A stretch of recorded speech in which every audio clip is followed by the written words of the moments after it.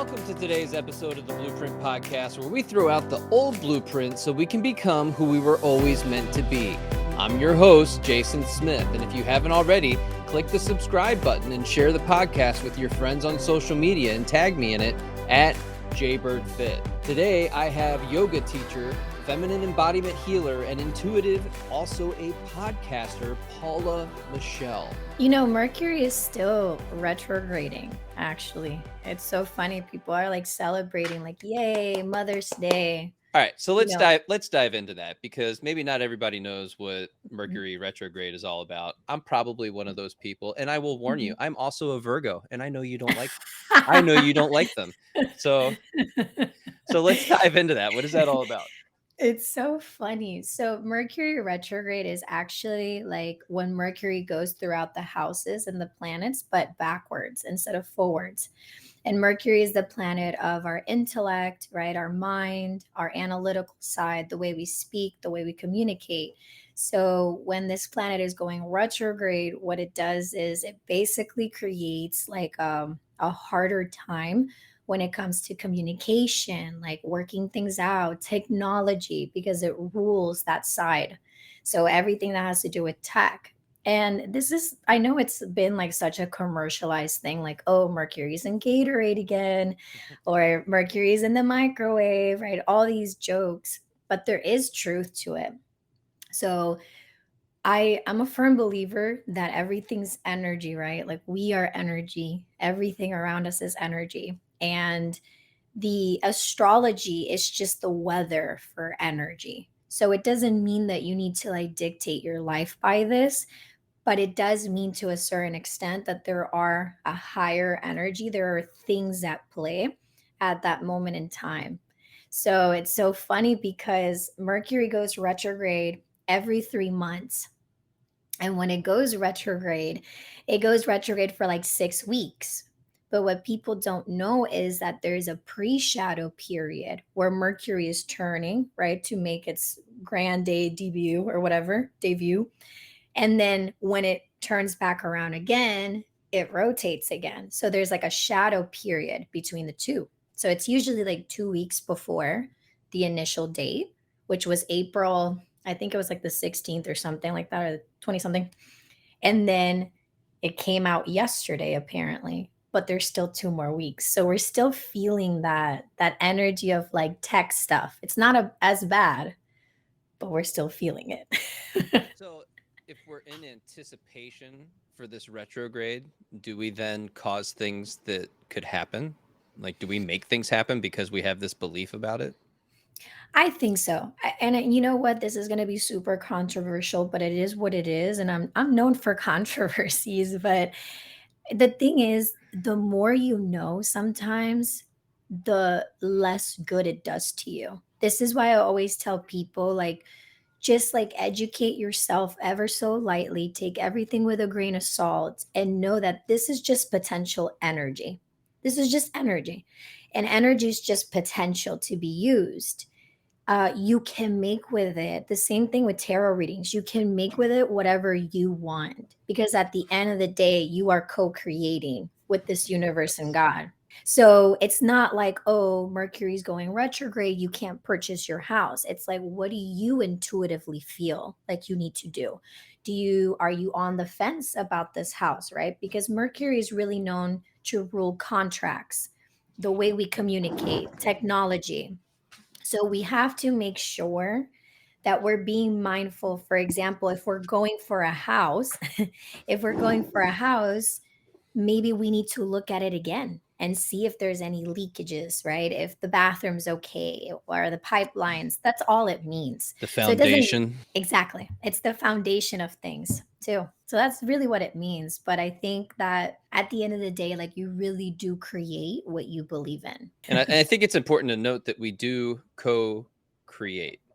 in. And so what would be your perspective on co-creation? What does that look like for us? You know, it's so funny because I was just having this conversation with one of my friends and we were talking about what does co-creation mean? Because I think in the spiritual community, as great as it is, there is what we call this spiritual bypassing. And the spiritual bypassing is like, you did this, you attracted this for yourself. Like, look at yourself and look where you have gone wrong. And I do think that there is a level of responsibility to your thoughts, but I also am a firm believer that you're co creating. So, as much as you think you have control of certain things, there are certain things that are out of your control because there's a higher plan.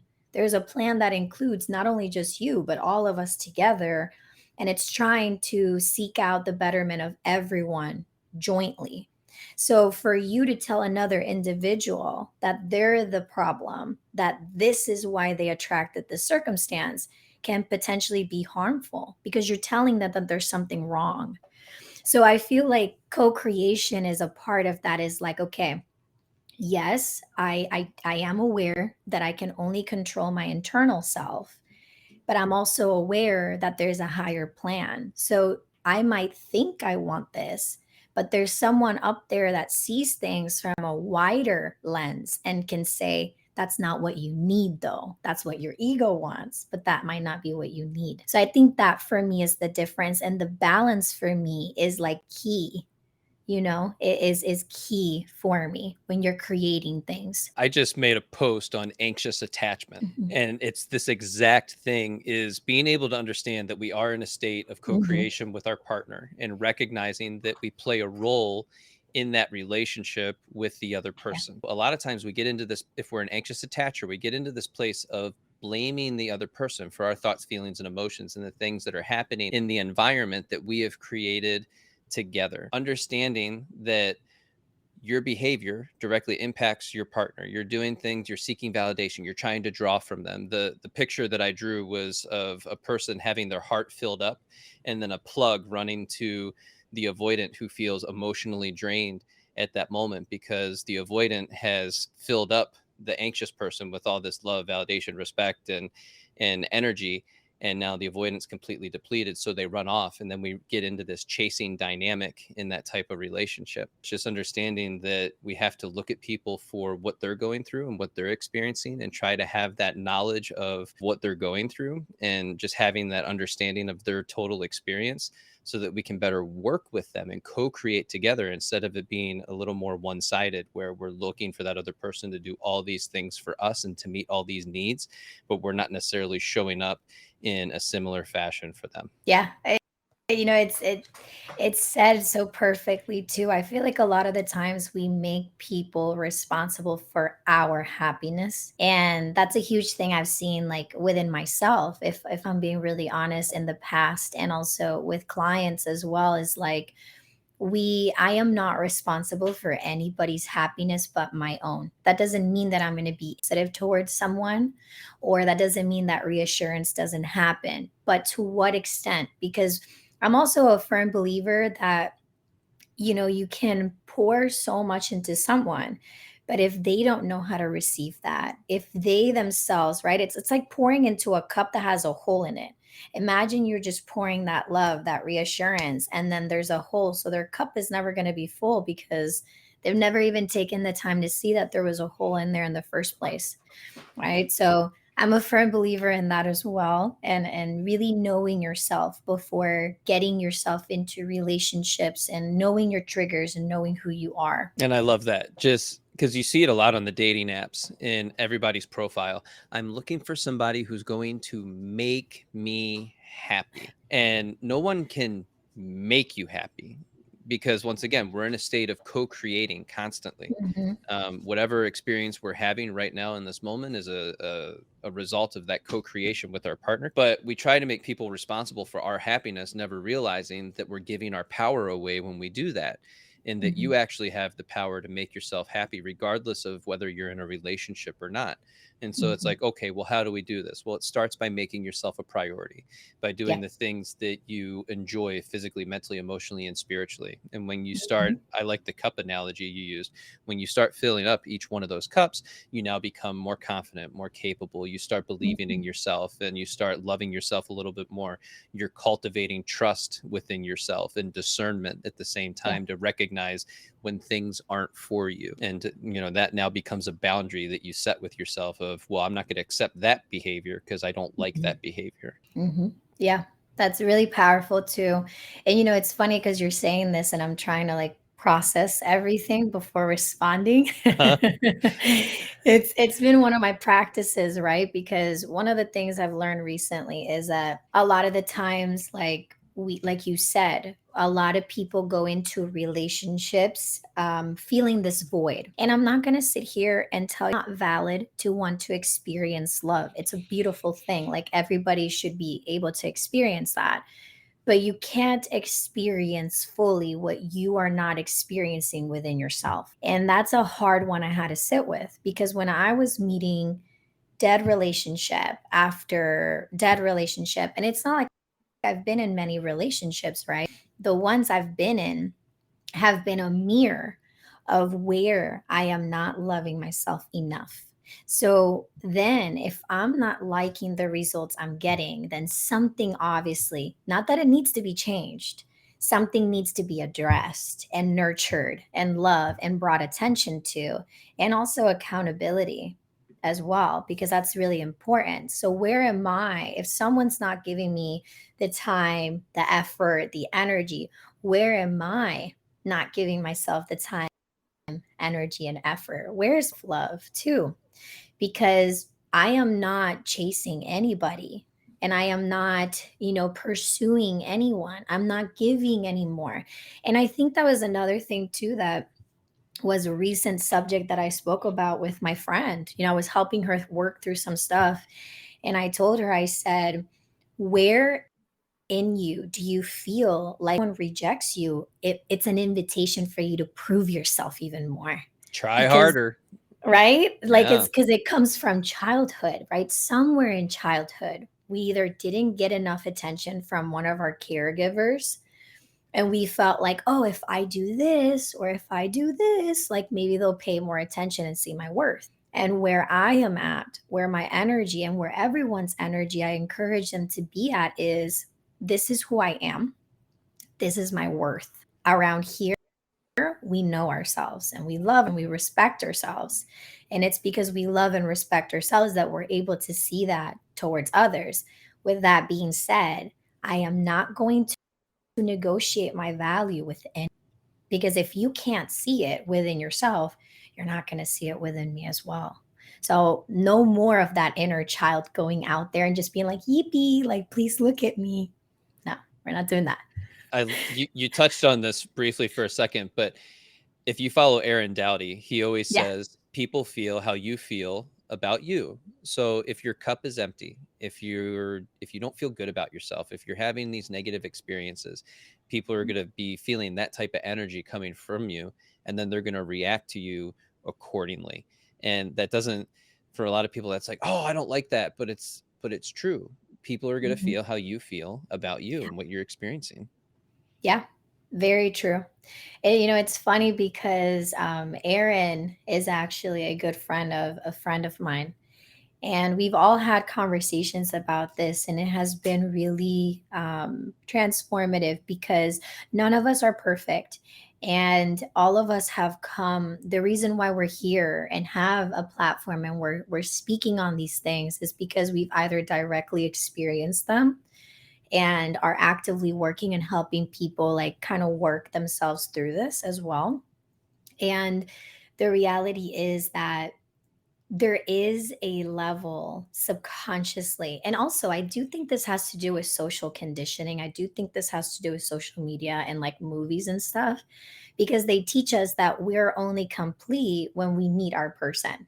And again, this is not to say that like having someone isn't great, but when I tell you that it's better to be alone than in bad company, to be in this chaotic energy that could potentially lead you to a lot of like, because the energy you keep around, you become.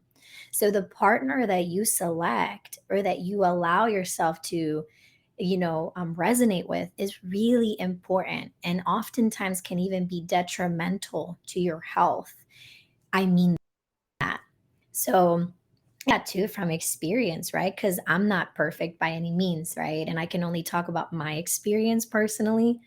But I was in love. with the idea of love. Of love. Okay. Yeah. Yeah.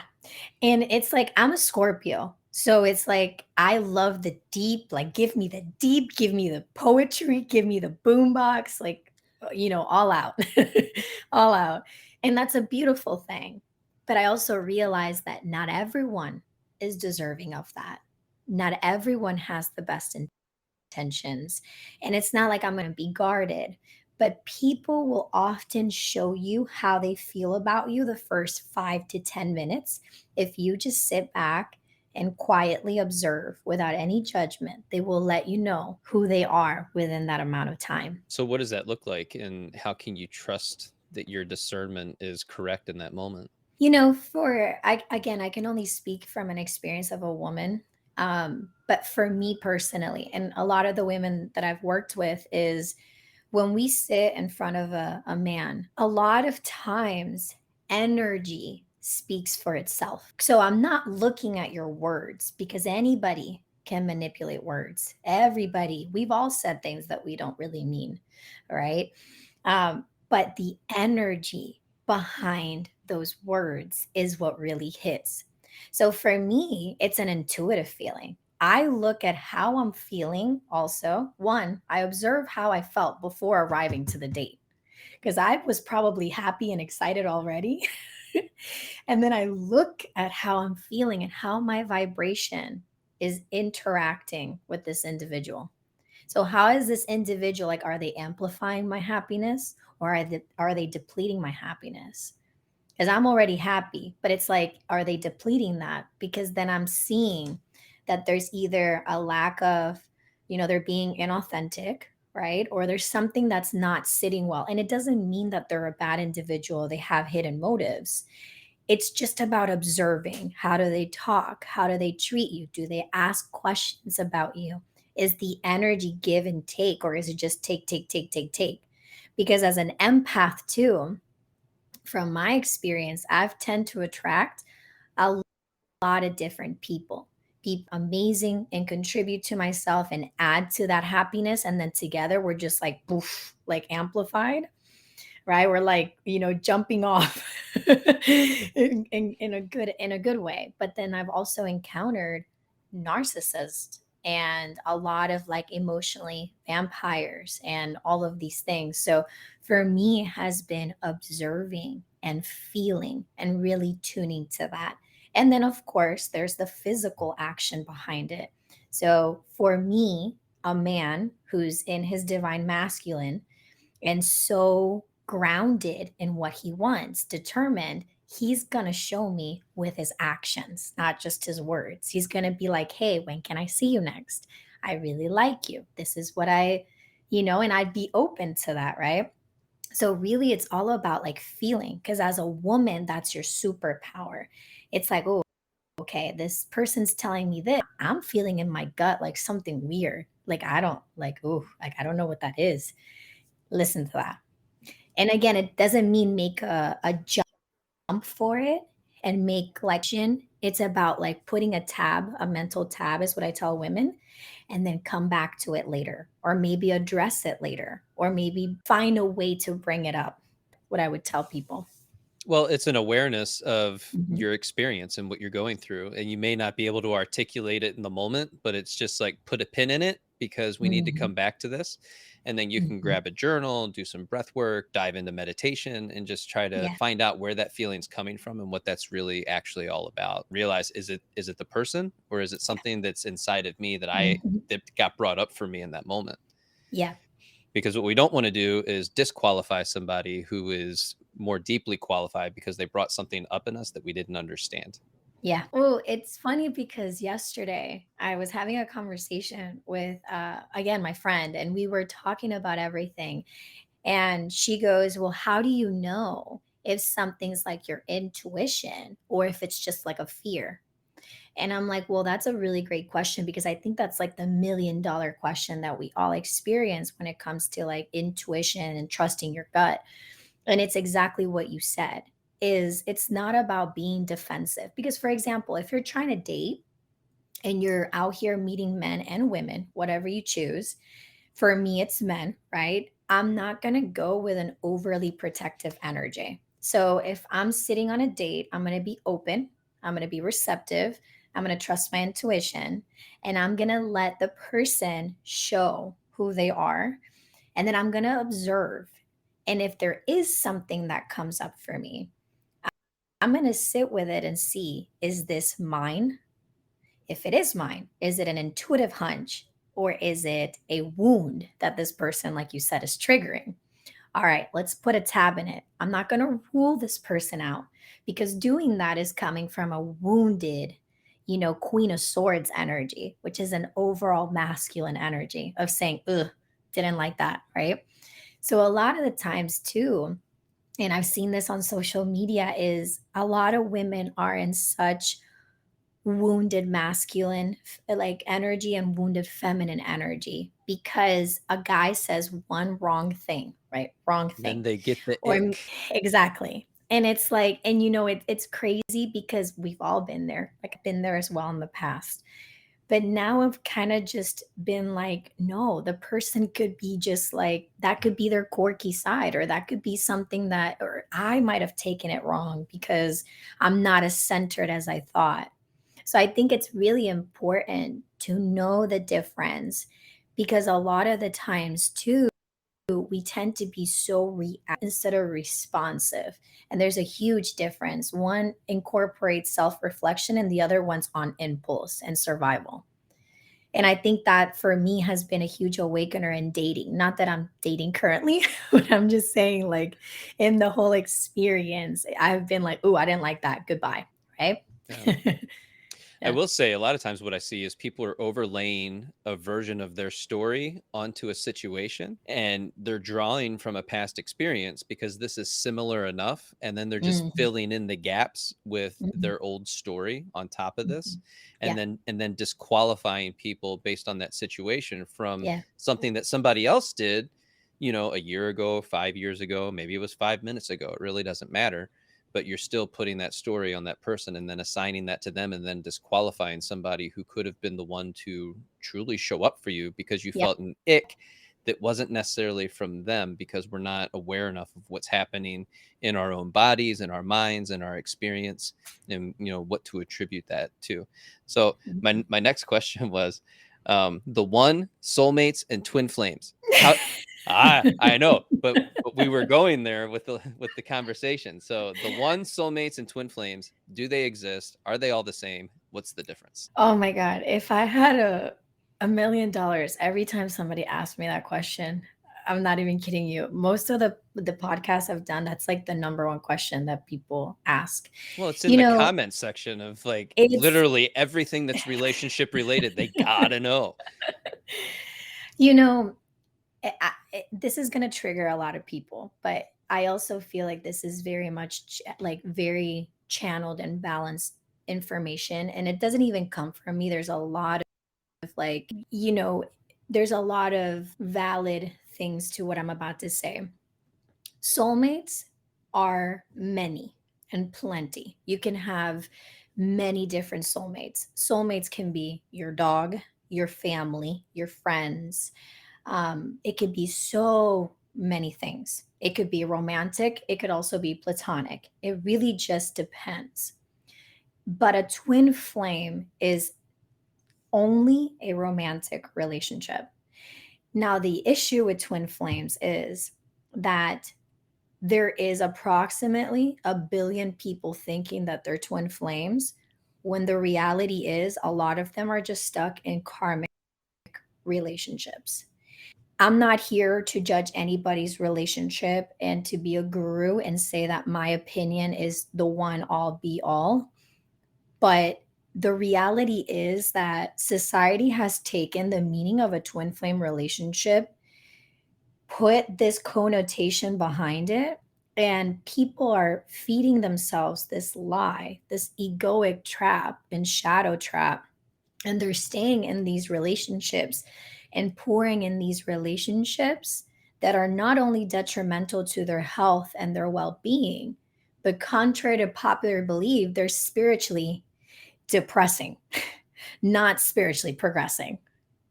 And that's a huge thing because at the end of the day, a twin flame relationship is what you just said is someone's going to trigger something of you. But when it gets abusive, when it gets on and off, hot and cold, that is karmic. And there's a book that on it, there's a whole bunch of books that talks about this. There's a whole bunch of relationship coaches that talk about this. And the reality is, relationships are not meant to be cookie cutter. They're not meant to be perfect, but they're not meant to be tumultuous like this and so up and down and so chaotic where you end up having PTSD after and where you end up losing yourself. And where what I've seen from women and from even men that I see afterwards is just how broken they are after these relationships because of their attachment to this label. When the label does not mean anything, really, it's what you make it mean. So I think it's a dangerous concept in that sense. Now, to talk on the reality of twin flames is it does exist. It's very real, but the reality is that out of that billion people that think they're in it, there's probably a solid 30,000 that really are it. And the thing about these relationships is whether it's a twin flame or karmic, the good thing is that it still leads you to one thing, which is self love and healing. But the issue is when people get trapped, and this is what I've seen, is people wait. I've seen a woman wait for 8 years. 8 years. Stop living your life to wait for someone. And that's where I personally say there's got to be a balance, a boundary, and a level of self worth to a certain extent. And I think that's where it can get chaotic. And as far as soulmates is, soulmates can be everyone. Now, soulmate relationships are a lot more calmer because they're not karmically dense. So, twin flame relationships have karma in them, but it's a karma that you're meant to go through together and work out together in a very healthy and productive way. And then you have the typical karmic relationships, right? Which a lot of the times entail the negative kind of karma, right? Like the ones where we hurt each other and they teach us things about ourselves and they teach us where we need to get stronger within ourselves and what we don't want. And then there's soulmate relationships, which we all have karma, but it's never that tumultuous. It's usually we connect, we hang out, and it's like we grow. And again, it could be friends, it could be family, could be a different thing. So that's really the difference between the two. But I also think twin flames is just a concept that a lot of people are using in order to just get, quite frankly, just clout because it's so popular and everybody thinks they're a twin flame dynamic, you know? Well, it makes it a lot more special, right? If it's a twin flame, that means it's unique. Angelo has a question. We can run to a question real quick. How do you get over the feeling that all the fun things you love to do just aren't as good or as fun to do single? So you love to do it, but you just don't want to do it single. You know, I think there's a level of, I want to validate that because I think it's okay to not always want to do things on your own. But I do think that in order, and I heard this recently and I thought it was so powerful, is people like to be in relationships that where they feel that people don't need them, but rather choose them. And I think that part of loving yourself is understanding or understanding, right? That we can do this with someone else and it'll be fun, but it's just as fun when we do it by ourselves because there's no better company than like us being with ourselves. Well, you're stuck with yourself for your whole life, so it better be good company. Exactly. So to me, I get what the person's saying and it's so valid because sometimes like I don't know, as a kid, did you guys ever get bored of just playing by yourself? You're like, damn, this would be 10 times more fun if someone was here. We're meant to share partnership. But I think you have to be okay with being alone and doing those things and falling in love because when you do it on your own and you genuinely enjoy it and you work through that discomfort, guess what, it's going to be amplified 10 times more when you're with someone and you're like, oh, this is even greater. Like I loved it already by myself. Now it's even greater to do this with my partner or with my best friend or whatever it is, right? So I think that's my opinion. So I think a big part of it is being able to find joy in Hmm. all of the small things that you're doing. So Yeah. if you're finding that it's just not as fun, it'd be better with somebody else. I think we all feel that way a lot of times if we're doing things by ourselves. Like, man, I'm hiking the state park. It would be a lot more fun if somebody was with me and we were on an adventure together. Hmm. But you're in the state park and there's so much beauty around there. Can you find the beauty in the moment and the peace in the moment and sitting with Hmm. yourself in the moment and recognize just how amazing this particular experience actually is and that you get to have it? And so it's Yeah. just finding joy and peace in that moment and being okay with that. And the problem Mhm. is we're just not okay with being alone. And so it's really learning to sit inside yourself and, like you said, in that discomfort. Yeah. It is. It's uncomfortable sometimes too. And you know what's crazy is what I was gonna say too, is that recently we were talking about sitting in the discomfort. There's this thing in yoga, we call it stira sukham. And we learn this in our yoga training. And it basically teaches us, like stira sukham says, finding ease and comfort in the discomfort. And it usually is practiced when we do a really hard pose and our mind's telling us, like, this is uncomfortable. I want to get out. I want to get out. I want to get out.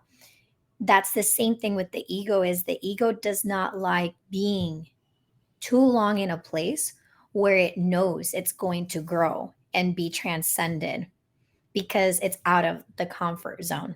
And that's the thing too is like I do think society gives us this if I'm being honest, BS lie that we need to always be in company. We need to always be in partnership.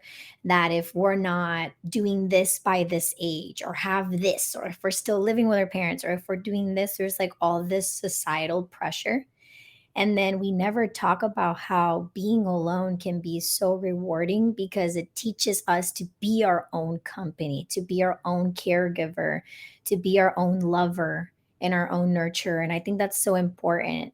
And it doesn't come easy, right? But it's a work in progress. Always a work in progress. We have another question here from Ronnie. He says, how will I know if I'm too much or I was being gaslighted or manipulated? Or is it me? These are great questions.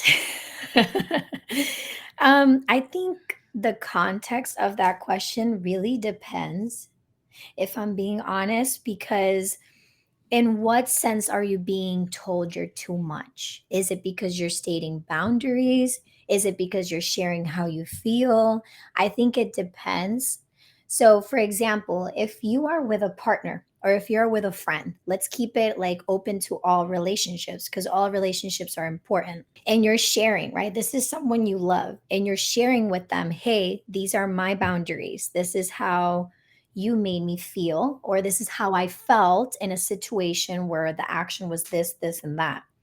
If that person makes you feel like what you're saying or what you're expressing, there's a problem with it, or they make you feel, how can I say it, right? Because there's a way narcissists do this. Um, when they tell you, oh, you're wrong for this, or it's your fault, or they're Yeah, projecting. they work to devalue you. Exactly. I would say Yeah. observe that, because if they do that, then I would honestly question the motives, the energy, and even the relationship at that point, because a real relationship with someone that respects you and that reciprocates would never, project or gaslight you, right? And in certain circumstances, sometimes we do expect too much from other people, and we expect them, like we spoke earlier, to take care of our happiness. So I would say it kind of depends. That question depends on what's being expressed and what's being given. And so the follow up to that was, I'm stating my emotions and I need consistency. And he leaves me all the time when we fight. He said, I'm too much. And he said that I'm insecure. And so that sounds like a lot of blame. Yeah, that's exactly where I was going with it. Is I think that's why I kind of got that energy is, she's sharing how she feels and he is almost like rejecting and also projecting. There's something wrong There's because I resistance. don't, yeah, because I Mm. don't know. So I think what I would say, Ronnie, is I don't think it's so much of a you issue. I think where you can improve is understanding that and also being aware that anytime you share your emotions, they're your emotions. No one can make you feel bad for how you feel, they're your experiences. What you can do is try not to project that onto others and also be aware that if you sharing your emotions with someone triggers them and they project, it's a reflection of their inability to also understand their own emotions as well. I hope that's making sense, right? Because, you know, people can't understand you sharing your feelings if they're not comfortable with their own feeling. So I feel like this individual has some sort of avoidance, like we said, or projection, or just not wanting to face the aspects of him that resonate with this or feel triggered by what you're saying.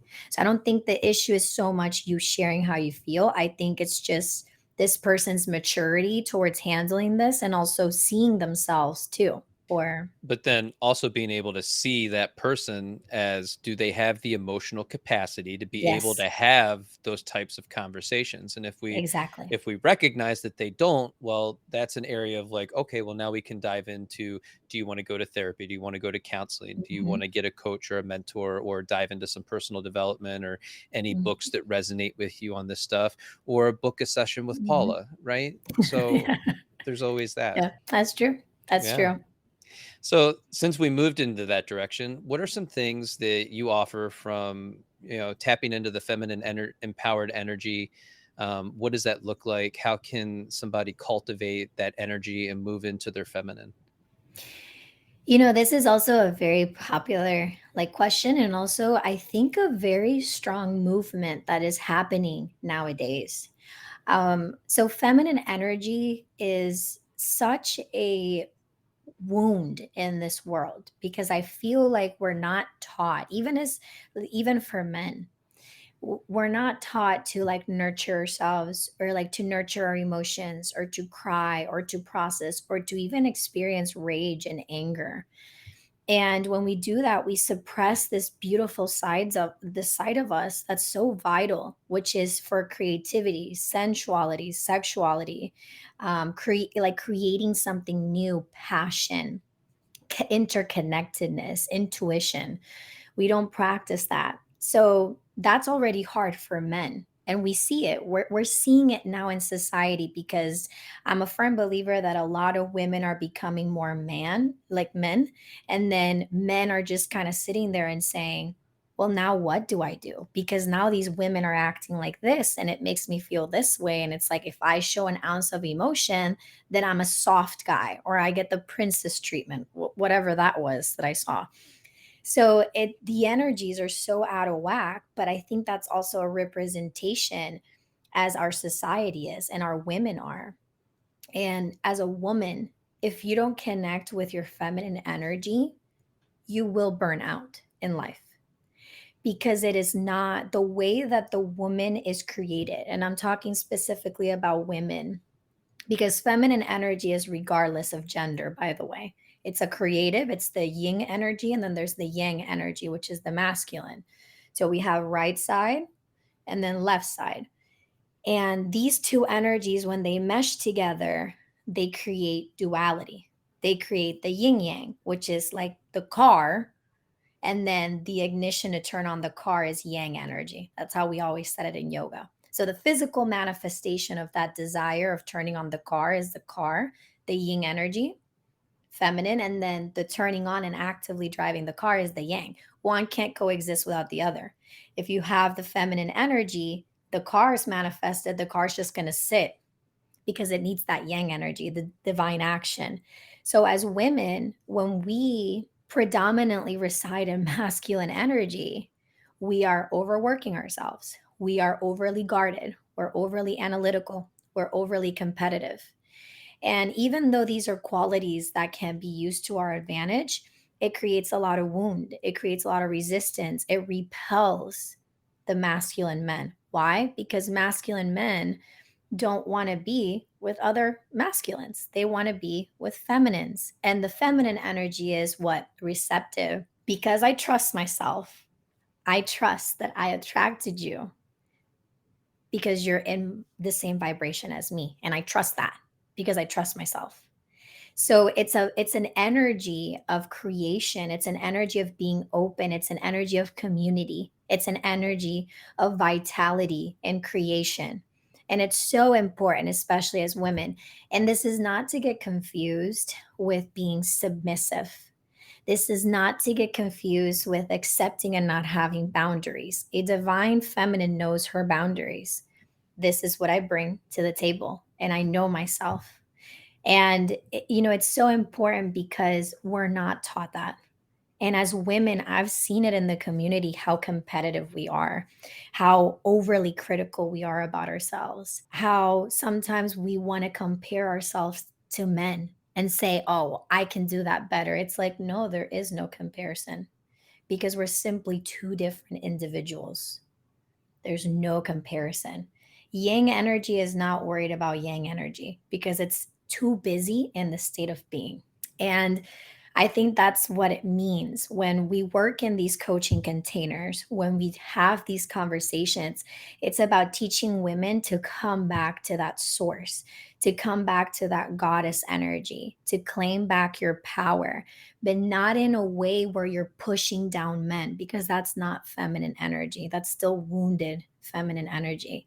It's in a place of empowerment, of saying, I can do it alone, but I'm open to let a man help me. I'm open to let someone else help me because it's about community. And in these containers, we dive deep into women's wombs where their source of creation is. And we learn about intuition. We learn exactly what we spoke about at the beginning of this podcast, which is, how do I feel when I am in the presence of this person? What does that feel like in my body? We also go through trauma healing. Where in my womb, because that's where women hold, and men also hold a lot of their traumas in their sacral chakra. Where, as a child, did I chuck up this trauma? And now it's manifesting in this area in my life, and in that area in my life, and in this. Like, how can we bring more light and awareness to this so that we can heal and no longer repeat this cycle? Because it's not necessary once the lesson is learned. So that's what we do in these coaching containers. And it's basically calling our power back, restored, but in such a balanced way. What are some examples of how the wounded feminine might develop? Because there's a lot of people out there, they ask these questions and they're just uncertain of, was this caused by my parents or a certain situation, or was it in my early dating years? Like, how does this develop Mhm. for somebody? It's usually in childhood, I'll be honest. Because for women, your first love is your dad. That's the first masculine representation of what you desire to eventually go for, right? We're talking, if you're interested in men, right? But again, energy is not dictated on specific genders. It's just someone can be feminine and have a lot of masculine energy. We've seen it. We've seen it so time after time. But for your question specifically, it comes from the father. So if the father, when you were young, right, was not as present, let's say your dad was in your life, but he worked too much. And even though he did it out of a good place to provide for the family, when you were a child, you didn't understand that. That's not something that you got. You just got to see your dad not being there. So it creates this abandonment wound. And then you don't know that later on, you don't heal it, right? Because you're young. It's not like you're aware of it. And then you grow and you start dating sometime in high school, maybe college, depending. And you start seeing that wound now be fed by these relationships that come into your life. So then the wound gets bigger and bigger. So then the abandonment issues now turn into you people pleasing in order for them to stay and not abandon you. You turn into, changing aspects of yourself in order to be validated so that they don't abandon you. So that's really where wounds come from, is really childhood. But like we spoke earlier on, to take it one step further, it can also be ancestral wounds that are passed down through our mother's uterus, through us, energetically, so on and so forth. But usually it has to do with childhood. There's a childhood wound. Like, and I'll be honest and I'll share some of my experiences. When I was little, my mom left me for daycare, just for daycare. And that created such a wound. That created such a wound of me thinking that I was abandoned, even though she came and picked me up. So it could be just as little, but to that infant brain, it's so big. And then you drag that unconsciously, and then your unconscious takes that and then it creates that in relationships, especially with men if it came from your dad, especially with women if it came from your mom. So that's really where we see a lot of the pain. And usually when you go back and you do shadow work and you do these things, you are able to address the root cause of it and then heal it and then liberate yourself and start attracting, even more amazing experiences. And it's so important to kind of hone back in on this. Anyway, to go back to the very beginning of, when these things start to happen, you're born, you have these experiences, there's a little bit of trauma that occurs, and then, you become self-aware, to where you start having memories, and you're diving into the family unit and all the different things that are going on, and you don't have the language to be able to give yourself the words to explain whatever you're experiencing Yeah. in that moment. So yes, dad was working, but he was working shift work. He was working two jobs. He had a lot of stuff going on. He was trying to pay bills. But we make it about us in that, Yeah. well, he wasn't around, he didn't love me. And so we Hmm. take it as he didn't love me, but he was doing all of these other things. But that's Yeah. also the example that was set for you. Hmm. So now we fast forward and we have all this unhealed trauma in our bodies and experiences that we haven't, but we don't often use that language. We use blaming language of the other person that we have brought into our lives, and we assign the story to that person that this must be what's going on because Yeah. of the past experiences that I've had. The problem that we run into, everybody wants the masculine right now to be vulnerable, and it's a massive Hmm. conversation that's occurring right now. But you as a child didn't have that experience from your father of someone who is vulnerable, and Hmm. so you don't know how to accept that energy in that relationship. So when a man is vulnerable to you, it's too much for your nervous system. It's too much for you to take in because Hmm. that energy is so powerful, and you don't know what to do with it because you've never experienced it before. And so it becomes very difficult to then sit with this person. And that leads to rejection. I don't like the way this Yeah. feels. I don't want to be with you. And then that can turn into you're too much, or Hmm. you see the man that you're dating as being weak because he was vulnerable in front of you, but we don't know what to Yeah. do with that energy. So it's a complete turn off in that moment. And so there needs to be more Mhm. awareness created around that if you're asking for vulnerability, be prepared to accept that energy. And if you don't know what that means, Yeah. then we need to start diving into that a little bit more. Yeah. This is also where women get the ick Yeah, too. 100%.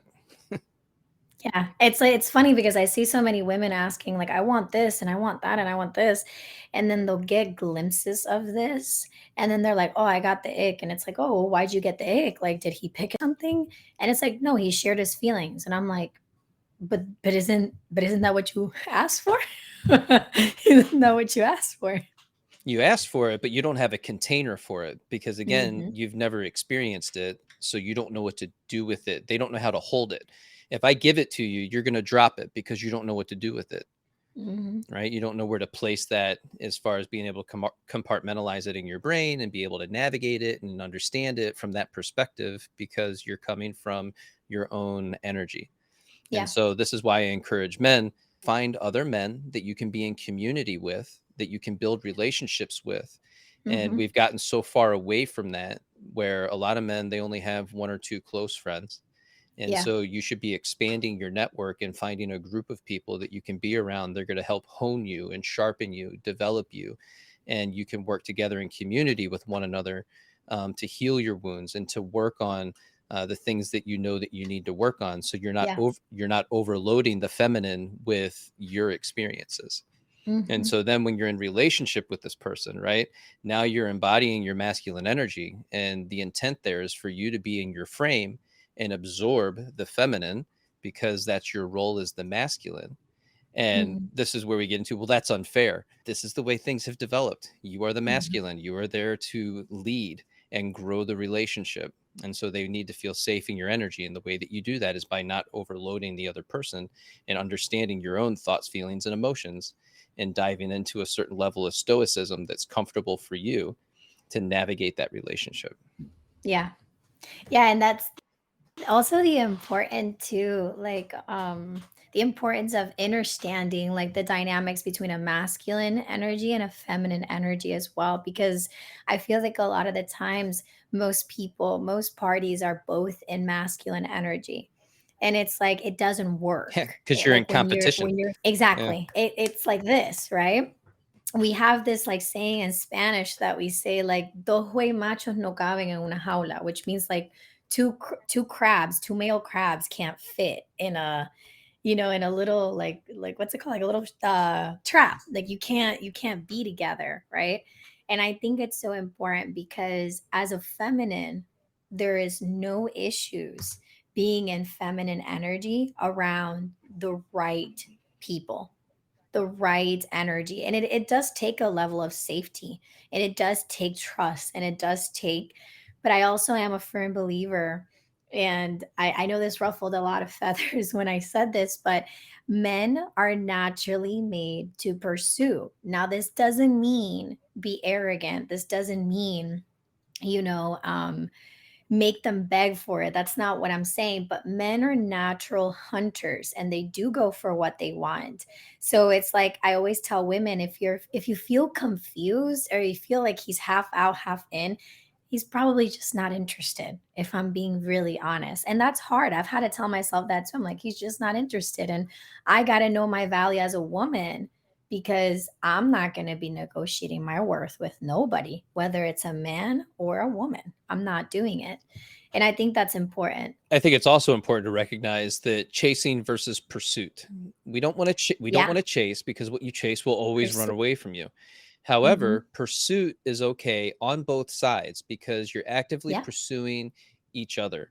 And we've created this dynamic in modern dating that makes it really difficult for men to Hmm. want to walk up to somebody and just ask you on a date. Something so simple. The man is not as attractive to you as you want him to be for somebody who's asking you out. Now all of a sudden we have the ick, Hmm. and we're creating videos at the gym that Joey Swole has to swoop in and yell at everybody for, like, hey, don't do that. That's not cool. In the old days, it used to be, well, they would drop a handkerchief for someone that Yeah. they were interested in. And Matthew Hussey talks about this. And so it's okay for you as the feminine, if you find somebody in a coffee shop, they interest you, you're attracted to them, walk up, say hello, start a conversation. That simple start of a Hmm. conversation is the same as dropping that handkerchief and acknowledging that I already I think like, you're cute. yeah, I think you're cute. I would like to get to know you a little bit better. And there's nothing wrong with that. But we're so afraid of rejection that we don't do it. Then we end up alone. And then we're wondering, where are all the good people at? Hmm. Yeah, that's so interesting too. Like, it's so funny too, because we were talking about this. And another way of handling is what I tell people is, let's say you meet someone on Instagram and you think they're cute. You can always tap their photos and hit like. That's like we were joking about that, but it's so funny because I don't know. I don't know if this is like a new generation thing. And I didn't know this till recently. But apparently, let's say you meet someone on social media, and you kind of exchange numbers or whatever it is, and they didn't reach out just yet. To your point, if you're a woman, a very subtle way to do it too is to apparently like their photos, and that lets them know, like, hey, like this person's interested, thinks you're cute. Mm. Everything's social media. It's so funny. No, and I hear you on that, and I get it, because people say this all the time. Oh yeah, just watch their stories, like a few things, and that shows interest, and that can be a sign or signal, yes. But I don't want people to become reliant on that, because No. it's a very passive way of doing Mhm. things, and you set yourself up for disappointment because now you liked a couple photos and maybe you made a comment, and now you're just waiting for this person to come and claim you, but you haven't come open and said how you feel and what you want, Yeah. and what experience you want to have. And it's totally okay to do that. You can still be in your Mhm. feminine and say, this is what I want. And if they don't Yeah. claim it, it has nothing to do with you personally. It's not something to Yeah. take personal. But if you don't ask for what you want, you're never going to get it. Yeah, that has been a lesson too. I just thought it was funny. I think it's more so what they were referring to is, let's say you meet in person and you guys exchange, because a lot of people, and I'll be honest, I've gotten approached in person and I don't always feel comfortable giving my number. So I usually keep that like very reserved, and then I just usually give them my Instagram. So if they want to communicate through there first, especially upon meeting someone. And numbers for me are important. And Well, I feel special now. yeah, no, seriously, I do. I've just had a lot of like unwanted messages. So I'm like, Yeah. listen, it's private for a reason. But it's so funny because someone told me, there's this thing like you get like, if you're interested back, and because usually women exchange their Instagram and men don't know if like, oh, is she interested or is she just clicking me into Instagram? And it's like you never know the reason, but like you said, it leaves an open interpretation which can be really misconstrued.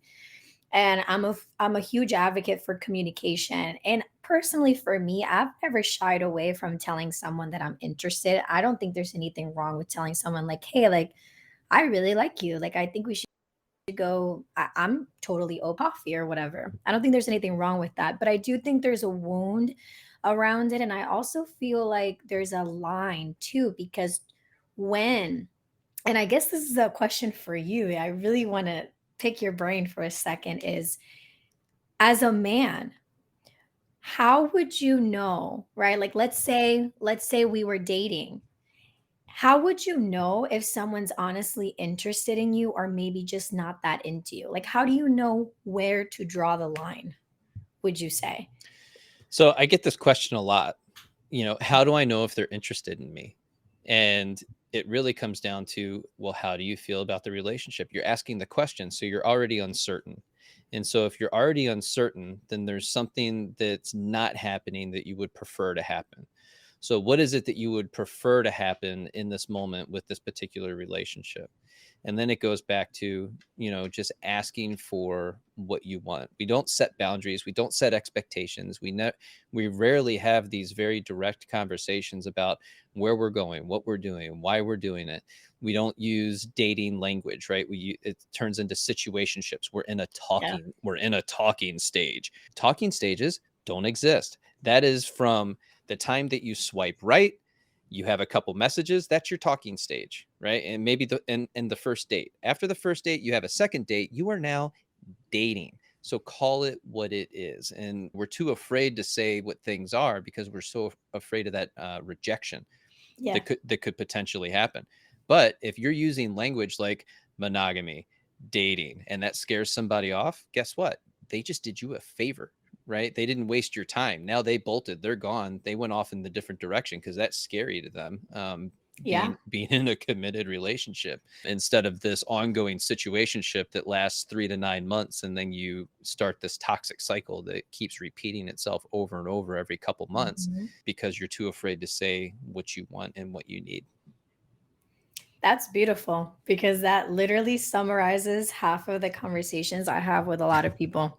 It's funny because there is this weird, like you said, this awkward unspoken energy when it comes to saying we're dating, we're seeing each other.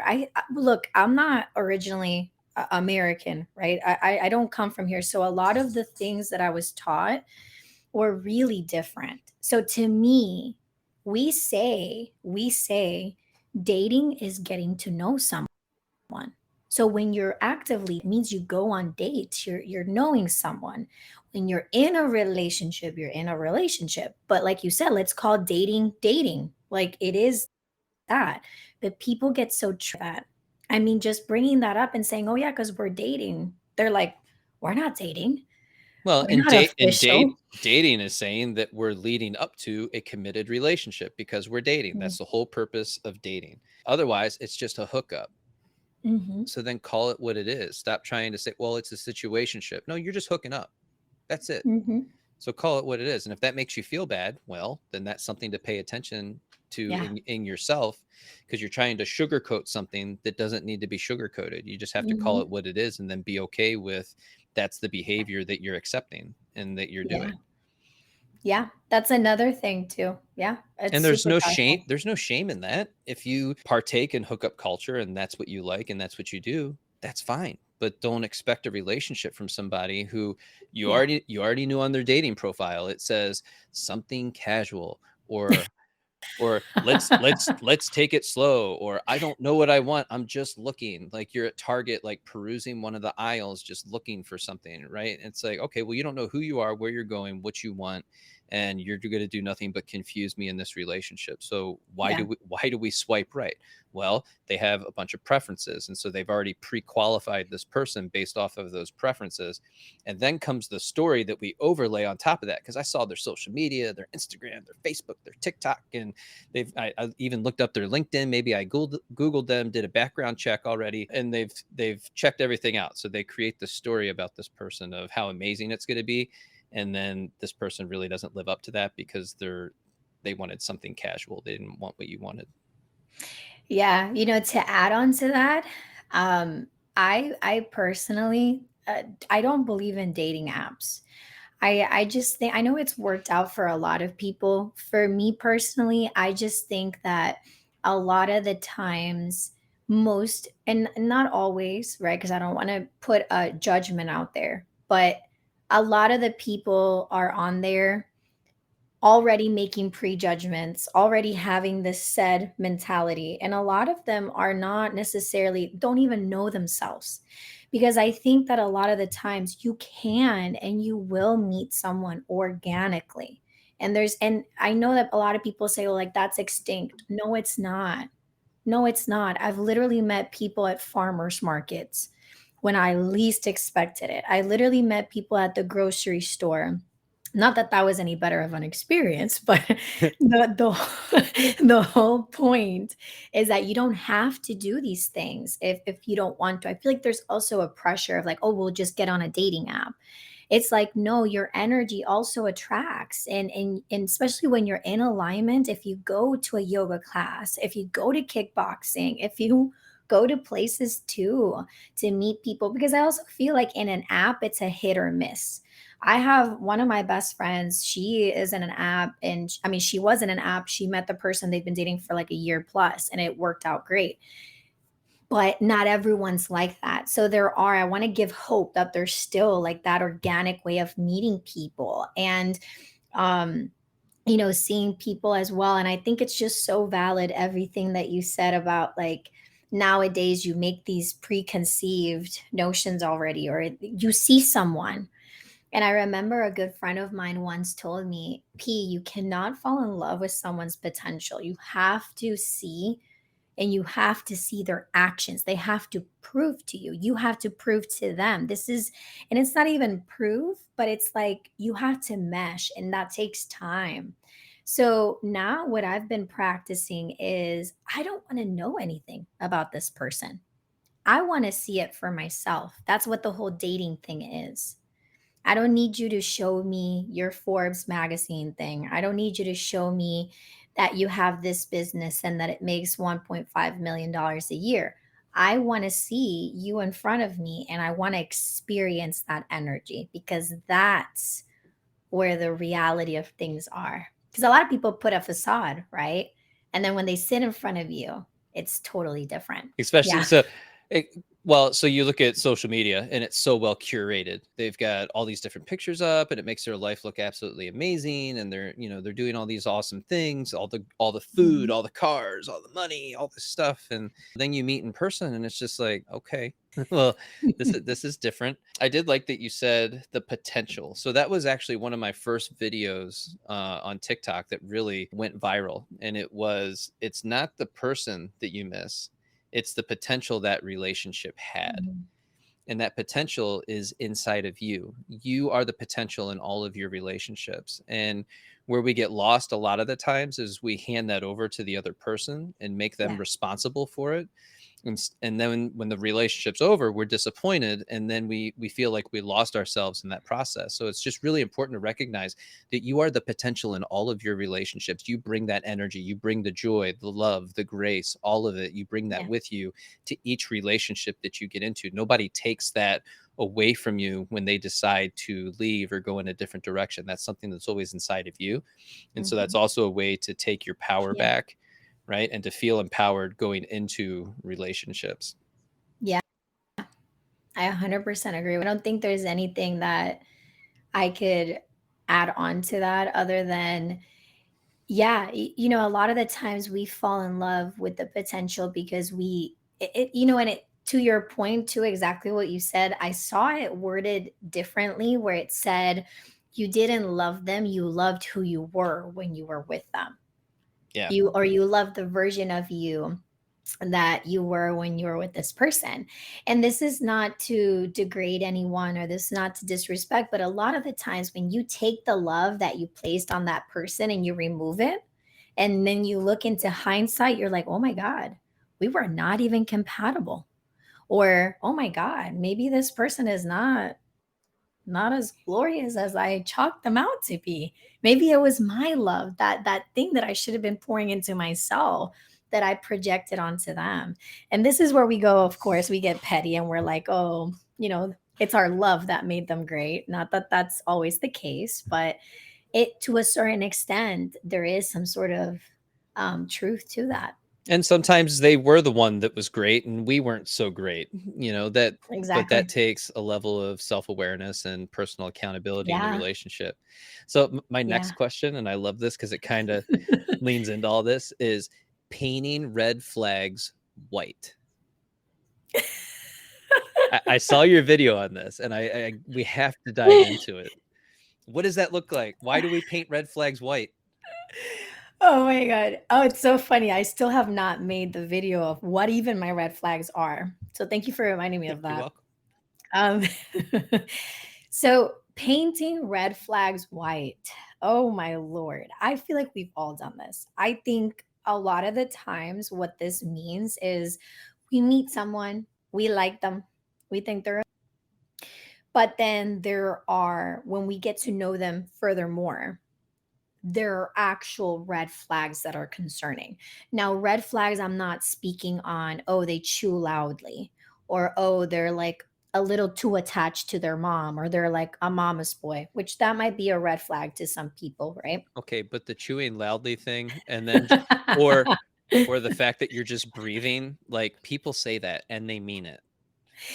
Yeah. So to me, the red flags are like sociopathic tendencies or like narcissistic tendencies, or red flags could be severe, like emotionally unavailability, distrust, right? Not being aware of your habitual patterns that are just not good, right? Or not wanting to improve. Those are the big red flags I'm talking about, right? The cheating, the lying, and a lot of the times when we're dating someone, like we spoke about, we place them in this like rose colored glasses. Like we're so excited, we're so enamored, we're so in love with the idea of love, that love it doesn't allow us to see at all.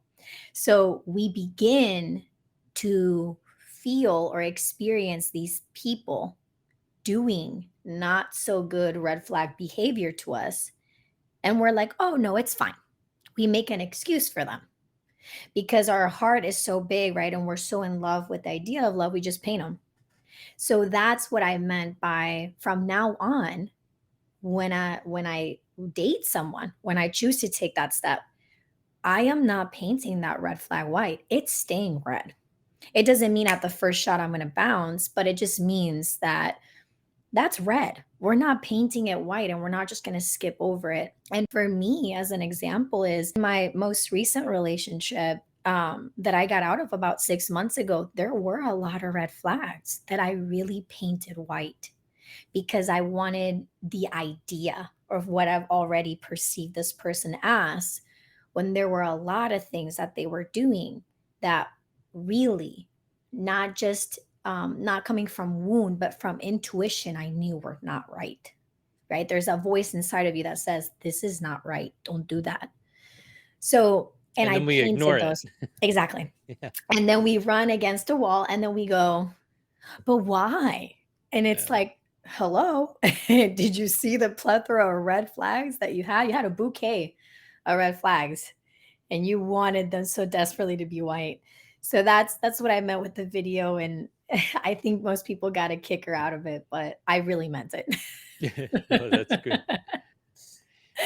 Well, we often betray ourselves Hmm. when we do that, and we're doing it Hmm. so that we can please the other person or to maintain that inner dialogue, that story that we've created, because we don't want that story to go away. We want to be able to Yeah. maintain that, so we try to stay in it. Yeah. And the Absolutely. other thing is, when we love, this is how it feels to the other person.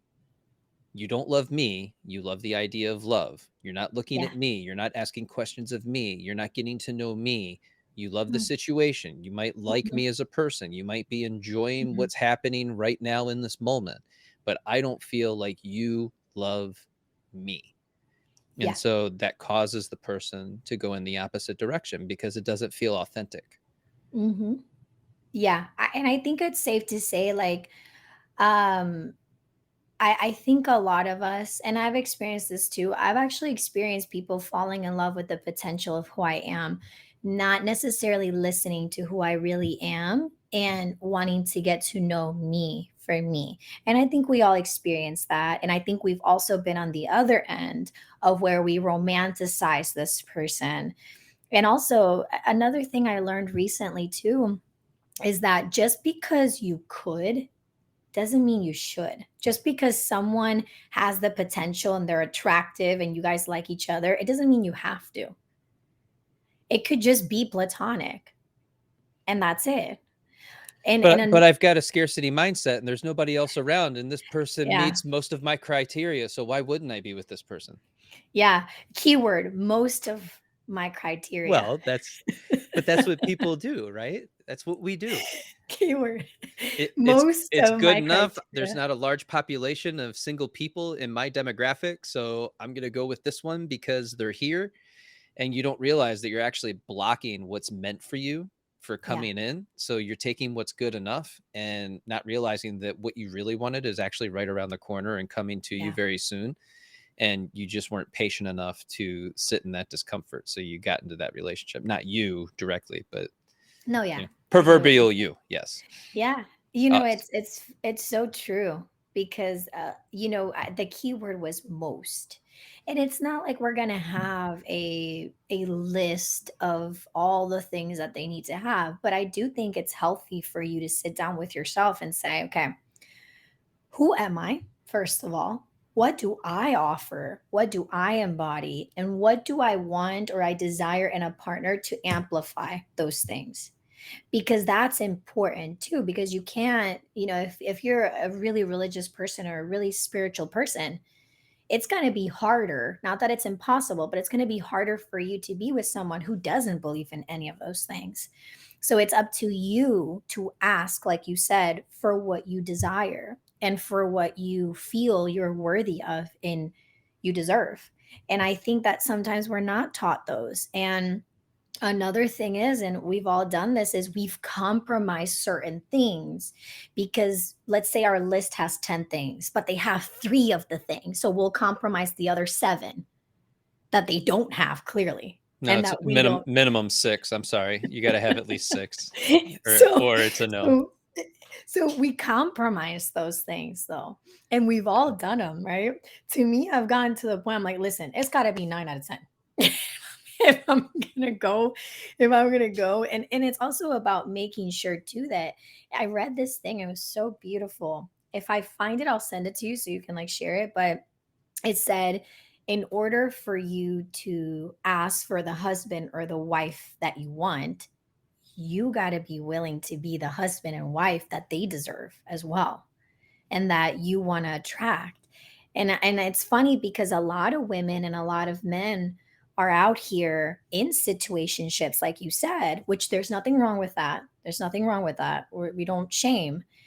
But if that's not what you want, then I would significantly start not doing that and not accepting that then, and standing strong in that and saying, I will not do this unless there's some sort of commitment, or this is my commitment to myself. I'm going to be, completely like celibate, or whatever it is, whatever you need to do for yourself. And I think that's important, because what you feed and what you allow comes.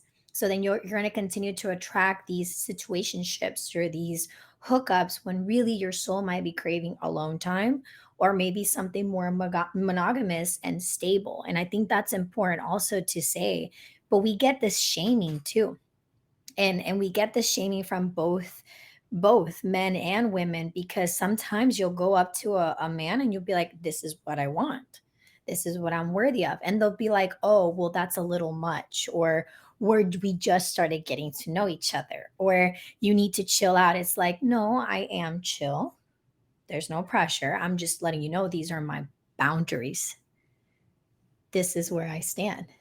And like you said, by that point, if someone's interested or not. And if they run at the first sight of that, then you already know. And You already so know where you stand. this is what I tell people. You have to know your goals, values, and standards for a relationship with you.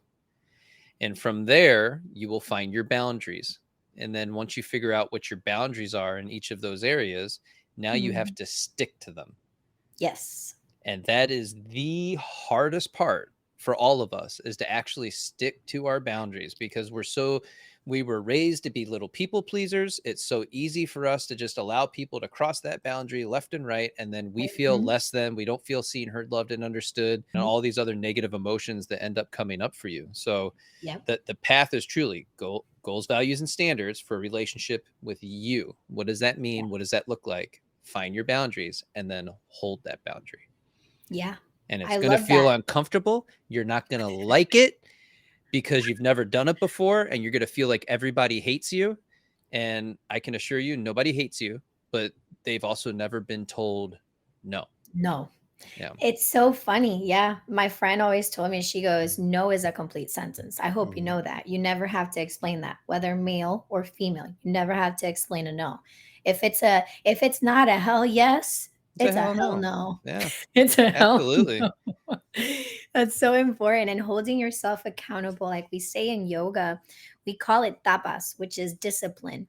And it's really all about like that discipline with yourself. And for me personally, one of my practices that I've been incorporating recently is being really disciplined. If I say no phone for the first 2 to 3 hours of my morning, it's no phone for the first 2 to 3 hours of my morning. I know it might sound silly, but it means a lot to me, and it means a lot to me to connect. If I say I'm going to meditate for 30 minutes a day, I want to stick to that. And it's not because I'm uptight, it's not because there needs to be perfection. It's because those are boundaries. I'm trying to work that muscle of building, this is a boundary for me. Because if I don't violate myself, then I will not allow other people to also violate that as well. I'm proud of you for being able to do that, because I am very much in the addiction phase of trying to build all my content up and to build my following and stuff like that. So it's just like, no, I'm like attached all the time, trying to get this stuff like pushed out and created, and all the hashtags, and what am I doing wrong? I'm not growing. What's happening? It's Yeah. like, ugh. You No, I get that. I think we all go through that process. And even still, sometimes I find myself in this as well. And I want to give you like props to you for being so disciplined and so educated. I think we all go through different phases in our life. Like right now, for me, my discipline is in my self-love and my mental health because of everything I've recently gone through. Also my business, but I'm learning to work it from a feminine perspective, which is different from you. And for you, you have that energy, right, as a male. So it works better for you to do it like that. So everyone's really different and everyone has to find it. But I wanted to give you kudos because I always tell people, don't put all your eggs in one basket. Like, don't just put them on TikTok. Don't just put them on Instagram. Like, look for platforms, look for different things where you can put your content, because there's always different people. I mean, there's still a whole bunch of people that don't use TikTok, even still.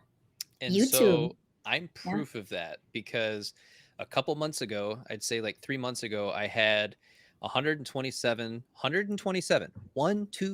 followers on Facebook, and I just hit 47,000 in a couple It's month amazing. period. And it's like, okay, so if you're in doubt and something isn't working for you, be okay with pivoting and then just expanding yourself a little bit more to allow yourself to go, okay, well, I'm going to go on TikTok. I'm going to go on Instagram. I'm going to go on Facebook. I'm going to Yeah. also check out YouTube.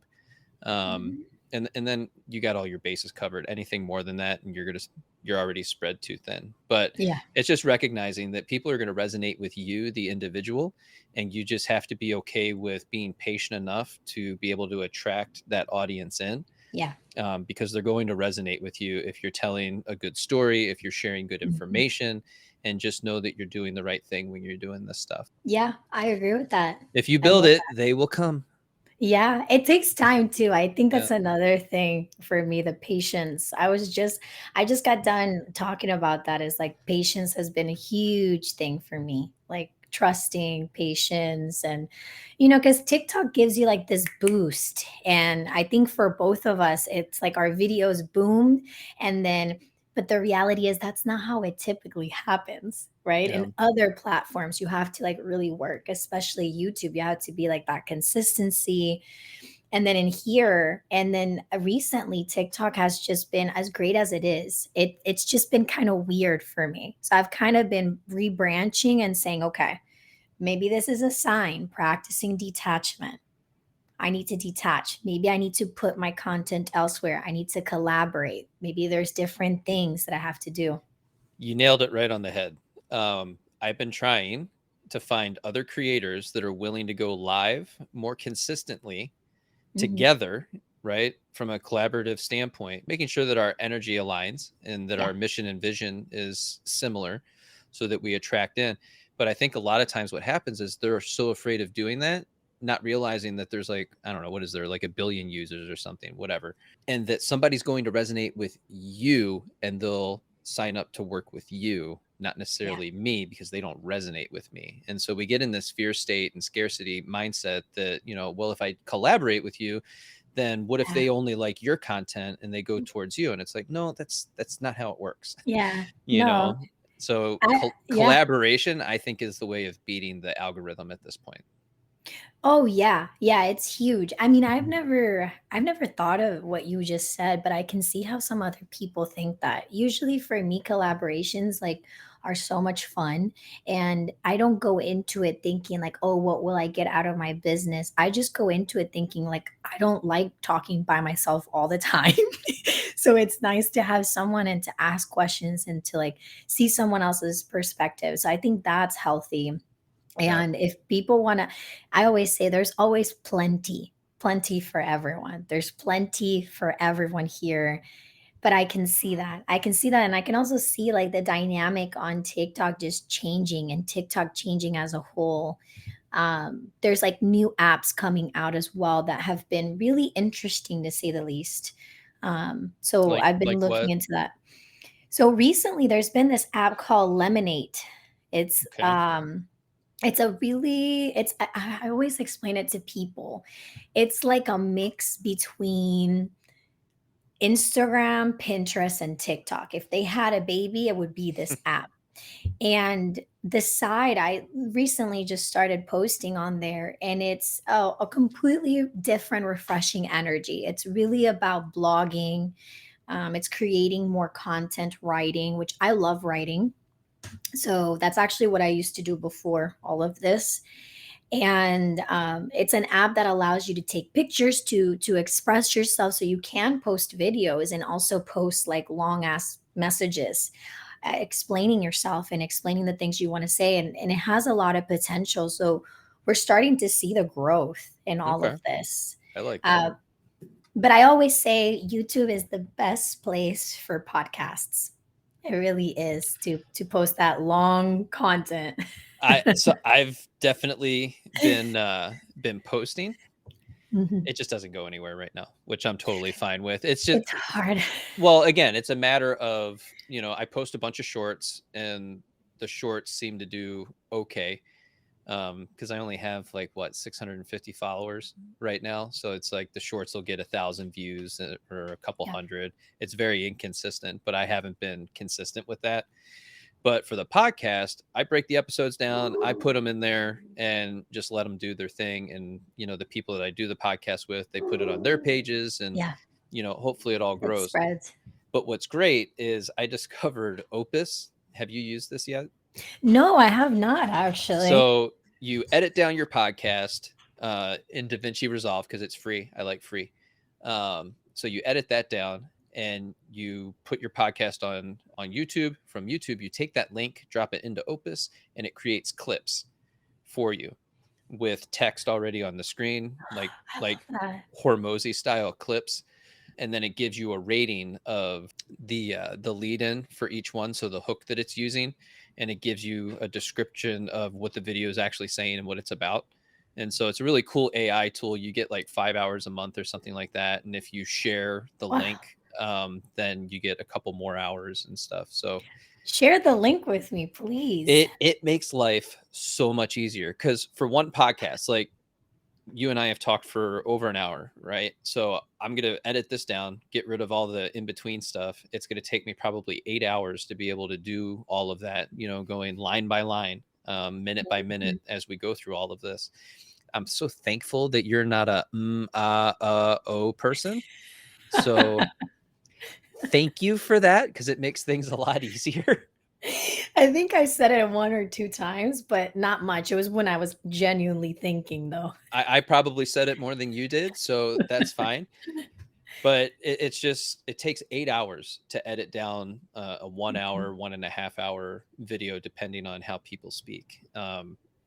See, I just did it. I was gonna say, I was like, ah, you just did it. So then to do that and then go back and try to create clips from that, Mhm. as well Yeah, as make content for all the platforms, captions for all the platforms, it's a all the lot. other stuff you're doing. Plus I have one-on-one coaching, I answer one-on-one videos. There's just It's always a stuff. lot. There's just always stuff coming in, and you're a one-man band, so you do the best that you can with all this stuff. So Yeah, finding a tool like that is like, oh, it's amazing. yeah. This AI stuff has gotten really like awesome at the same time, but it's also terrifying as well because I think about all the video editors and I think about like all the photographers and all the things. And even just typing blogs now, like you can put a whole bunch of pictures and say what you want to say, and it'll literally automate it for you, all of it. It's crazy. So I'm not gonna lie, I type in 3 sentences of what I want to say to capture the essence, and then I plug it into AI. It creates the caption Yeah, for me. I don't do it all the time, but still. for longer captions, that's what I do. And it's just like, it's so quick and easy, but it still captures the essence of what I wanted to say. You go in, change a couple words, and you're good to go. Yeah. Hey, work smarter, not harder. Because when I'm a one woman show as well. This is why sometimes it's very hard for me to be on TikTok because I'm creating content here, but the content I create here is not always the same as Instagram. And my YouTube, I left for a while and I am just now starting to get back on it as well. So it's a lot. Like YouTube is editing a lot. I mean, it does take me just like you said 8 hours, a whole day of just editing, clipping. And I think I've just gotten to a point where we're not striving. I used to strive for perfection, which is beautiful, but then you get so caught in all the details that you end up discarding the whole thing and then not posting anything. And now I've just kind of let the camera run, let me just talk, clip here and there, post. Let's not think about it excessively because if we do, we're not going to do it. Yeah, because then you just move into procrastination, and then that turns Exactly. into imposter syndrome, and then you start Yeah. doubting everything you're doing, and Yeah. then you get the one troll comment Yeah. out of hundreds of really great positive comments that are supportive, but you get that one Yeah. troll comment, and you're just like, Oh, yeah, you feel so defeated. And you do. why do we do that? It's like, We just let it focus go. on that one Yeah. comment. Oh my goodness. And It's everybody experiences it. They all go through it. Mhm. It's funny. I remember when I first started TikTok, one of my videos. It was like a morning routine, something so like simple, very chill, minding my own business. I remember there was, I will never forget this because of the number. It was 333,000, I guess you could call them witches on TikTok, or whatever it is that they consider themselves. That's literally their name. And they took one of my videos when I was burning sage and they plastered it. I mean, my video was trending because I was getting plastered all over TikTok. And the amount of comments, the hatred coming from these comments towards me, it taught me so much, because for the first time I didn't look at it as I'm the problem, I'm doing something wrong. I looked at it as, how can people have this much anger for something so simple? Like, that's just sad to pop off from something like this. Yeah. And again, the video was not disrespectful, but it taught me to build tough skin, because in this industry, you never know what you're going to get. And it was tough. It was a very tough month. I'll tell you that. But I think we all experience that to a certain extent. Maybe not as intense as that sometimes, but we sometimes tend to focus on one comment, and that's hard. That's hard because it's like nobody knows how much work, like effort we put into this work. And then we just get that one comment. Well, it's also hard when you're a young creator, Mhm. and so you haven't developed the following or the social proof yet to put into your message. You believe in your message and you know it wholeheartedly, and it's something that you embody, Mhm. so it's authentic to you, but you haven't developed the social proof yet. And so when you Mhm. get those negative messages, when you're at like 5,000, 10,000 followers, 20,000 followers, you Yeah. really start to doubt yourself, like, oh my goodness, why do I feel this way? And it's just something inside of you that you need to explore and recognize that, Mhm. these are people that are hurting. They're going through a difficult time. They're taking it out on you. More often than not, if you message them back and say something, just Yeah. positive or uplifting or helpful, give them some information that, guide them towards a book. I do that a lot. Hey, have you read this book? Because on TikTok, you only have so many characters, right? So Yeah. you can't dive into it without making a video. So instead, if I don't like a comment, and even when I do like comments, I still do this.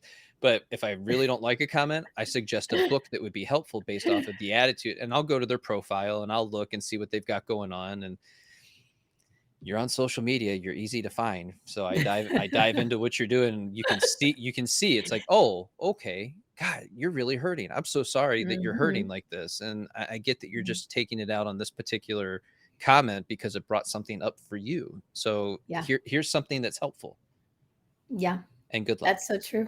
Yeah. Good luck. Hey, good That's luck. such a Virgo. I love that. Have the day that you deserve.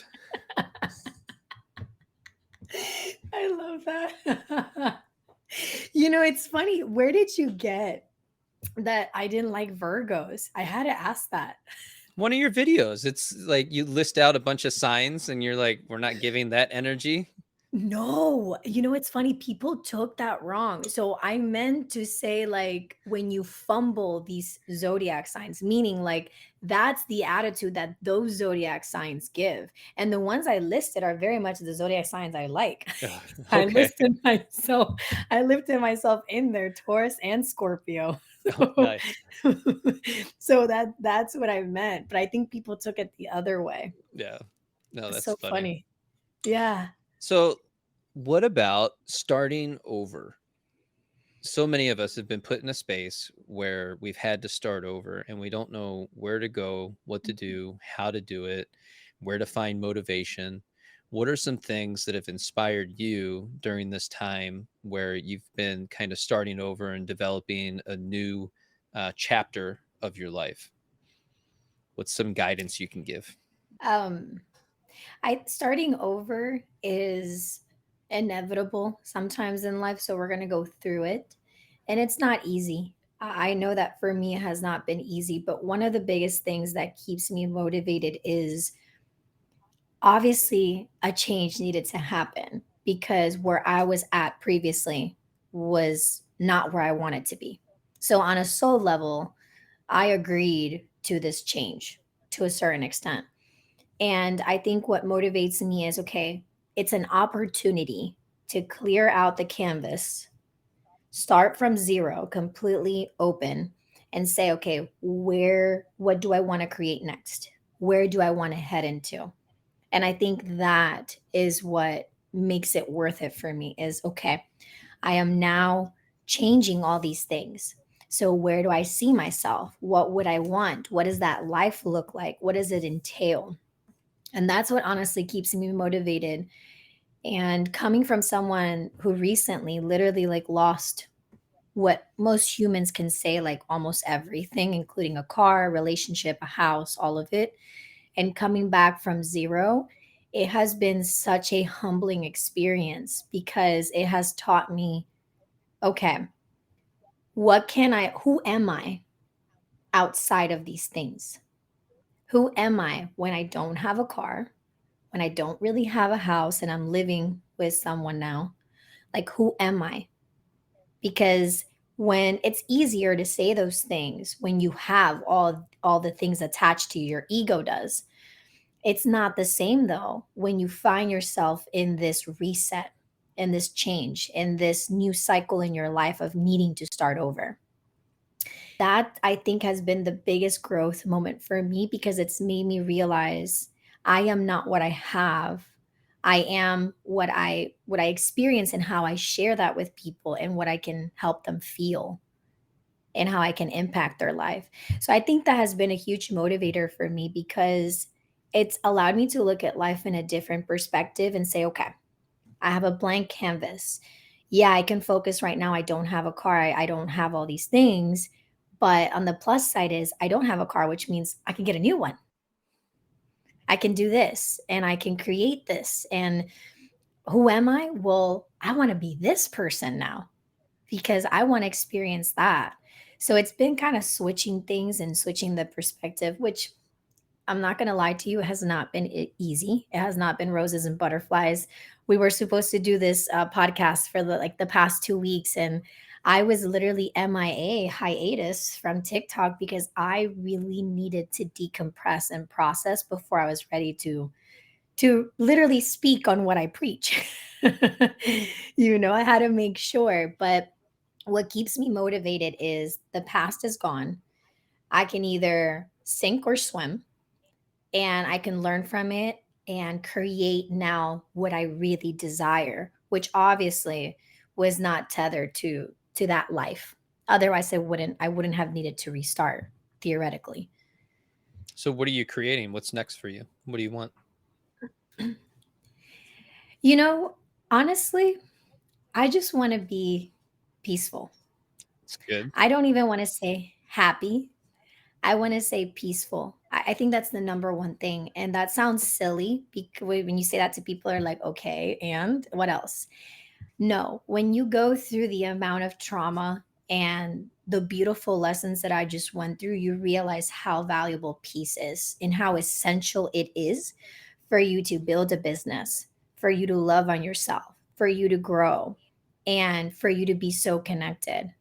And I think right now, what I am actively working towards is creating more content like this so that people feel validated and that people feel seen and heard, and talking about mental health and taking care of yourself and loving yourself and being on that healing journey. Like, what does that look like? Because it's not just getting a nice haircut and nice clothes and getting your nails done.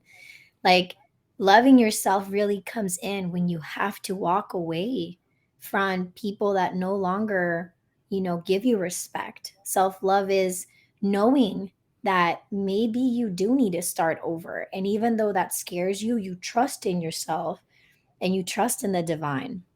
So building that and cultivating happier relationships and more experiences is what I'm here for, is the experiences, the journey, the lessons, even as messy as they are, and honestly sharing that with people, sharing a huge part of my life with people. I think it's time. I love that. I think peace is definitely something that's underrated. We don't Mm. talk enough about it, how to cultivate it, how to figure it out, what it feels like. and that it's actually something that we can have Hmm. because our lives have been so chaotic. And that's the importance of doing the inner work, is figuring out how to navigate you and understand you so that you can be able to deliver that message in a way that is loving and authentic to who you want to be. Yeah, that's exactly right. So I think this is a good place to end. Where can everybody find you on social media? How can they reach you? How can they work with you? Ooh. Oh, I love that. So there's a couple places. Obviously, you guys can follow me on TikTok at Paula Michelle. There's also my website, paulamichelle.com, and then Instagram and YouTube as well. They're all under the same name. You can find me there and join the family. And obviously, I'm sure we're going to be having more lives together, which is exciting eventually. And thank you so much for your time, for your energy, for your wisdom as well, and most importantly, for your patience.